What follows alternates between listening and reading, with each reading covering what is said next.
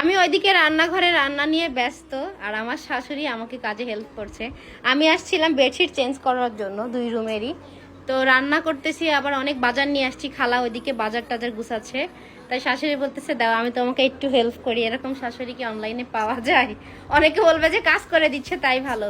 আসলে মা আমি কি ইচ্ছা করে আপনাকে জোর করে কাজ করাচ্ছি বলেন? না, শাশুড়ি বসেছিল, আমার বসে থাকতে ভালো লাগে না। আর অনেকে বলতেছে যে একটা অন্য একটা ম্যাক্সি নাকি নিয়ে আসছেন। শাশুড়ি ওগুলো বানাইতে দিয়ে আসছি, হয় নাই।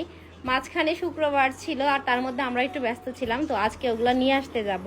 উনি মাত্র 2টা ওড়নার 2টা ম্যাক্সি বাসা থেকে নিয়ে আসছে, তো আমরা যেগুলো দিয়েছি সেগুলো বানানি হয় নাই, আজকে আনতে যাব।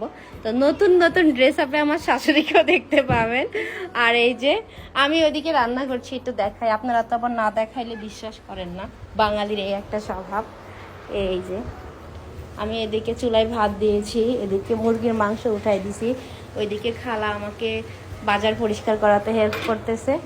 এই যে এইভাবেই চলতেছে আমাদের সংসার, সুখের সংসার আলহামদুলিল্লাহ। আবার আমার বাবুর ম্যাম আসবে, তো এগুলো নিয়ে অনেক ব্যস্ত, আর তাই একটু শাশুড়ি হেল্প করতেছে। বাবা উঠে পড়ো, তোমার ম্যাম আসবে, তোমাকে নাস্তা করাই দিই। তো যাই হোক, সবাই ভালো থাকেন, টাটা।